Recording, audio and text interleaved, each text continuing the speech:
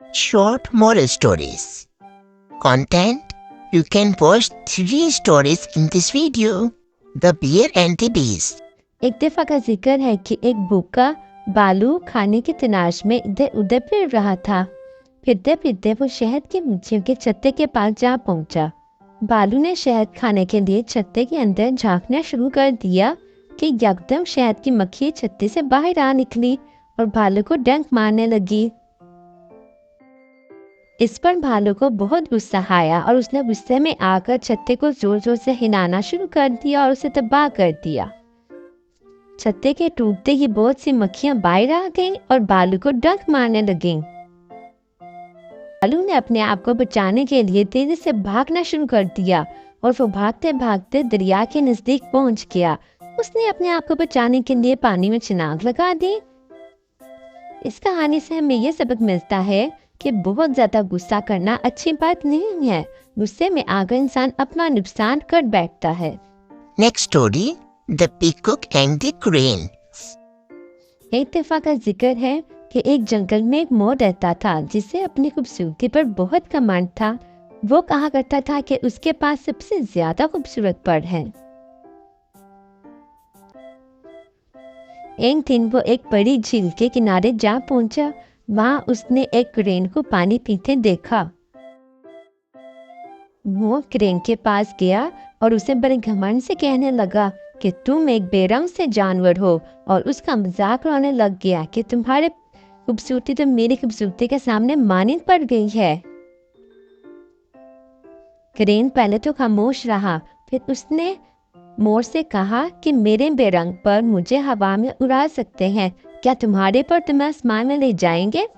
ये कहते ही उसने अपने पर खोले और सूरज की तरफ उड़ गया। मोर हैरानी से खड़ा उसे देखता ही रह गया। इस कहानी से हमें ये सबक मिलता है कि अफादियत खूबसूरती से ज्यादा अहम है। Next story: The Honest Woodcutter. एक दफा का जिक्र है कि एक गरीब लकड़हारा झील के किनारे दरख्त को काट रहा था कि उसका हथौड़ा उसके हाथ से निकलकर पानी में जा गिरा। उसने बहुत कोशिश की हथौड़े को निकालने की, लेकिन वो नाकाम रहा और उसने रोना शुरू कर दिया। फिर अचानक पानी में से एक रूह बाहर आ निकली और उसने उसके रोने की वजह पूछी। लकड़हारे ने उस रूह को अपने हथौड़े के मुतालिक बताया।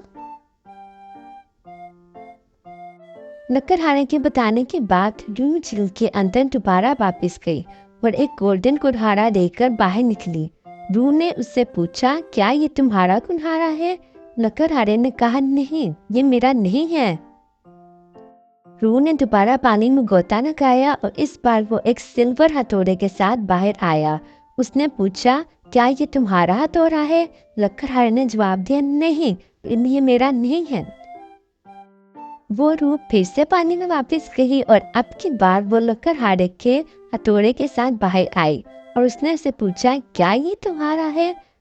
लकड़हारा हथौड़े को देखकर बहुत खुश हो गया और उसने कहा, हाँ, ये मेरा हथौड़ा है। रूह लकड़हारे की ईमानदारी से बहुत ज्यादा मुतासिर हुई। उसने वो तीनों कुल्हाड़े उसको इनाम के तौर पर दे दिए।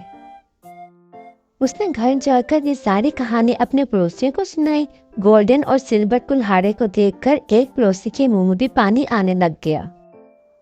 फिर एक दिन वो पड़ोसी झील के किनारे जा पहुंचा और उसने जानबूझकर अपना हथौड़ा पानी में फेंक दिया और फिर पानी में से रूह गोल्डन हथौड़ा लेकर बाहर आ गई और उसने पड़ोसी से पूछा, क्या ये तुम्हारा है?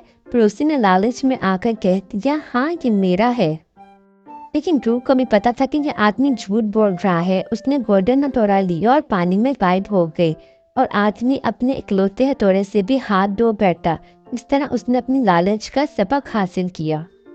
इस कहानी से हमें ये सबक मिलता है कि हर शख्स अपनी नीयत का फल खाता है। Honesty is the best policy.